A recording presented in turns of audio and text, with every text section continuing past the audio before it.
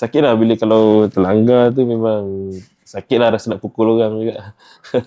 Nama saya Muzaffar, saya dari Semenyih. Saya datang Poliklinik Amal Medik Bangi ni sebab saya nak check saya punya gout lah. Sebab saya dah kena almost sebulan tapi tak baik-baik. Apa masalahnya? Saya dah kena gout tu sebulan dah tu. Tapi dia tak baik-baik sepenuhnya. Dekat mana? Kat sini. Kalau saya semayang kan, masa daripada diri nak sujud tu, still tak boleh macam bila nak bengkok nak bengkok habis, dia ada rasa sakit lagi lah kat sini. Masa kena tu memang sakit lah. Saya tak boleh nak berjalan. Jalan boleh jalan tapi tempang lah. So jalan tu macam boleh pakai kaki, sebelah lagi macam sakit lah bila kita pijak tu. Kalau terlanggar tu memang sakit lah. Actually boleh agak obvious, boleh nampak sekali. Kak Mai tolong belah sini. Nampak Dia tak ada. Dia tak ada situ je. Ni normal ni orang macam ni. Okay. Tapi dia kan 2 kali ganda kan dia naik. Ada orang kena lagi teruk. Ni macam pertengahan sikit lah.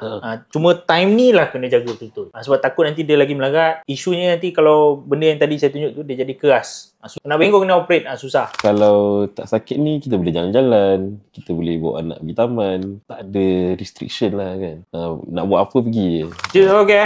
Ada apa nak tanya? Dia akan baik bila? Dia susah nak hilangkan 100%. Tapi kita boleh kawal, kita boleh tidurkan dia. Saya ada pasien saya buat kat Medik, dia boleh bertahan lama. Tak ada kena dah. Yalah, kalau boleh tak nak kena lagi lah. Tak kena.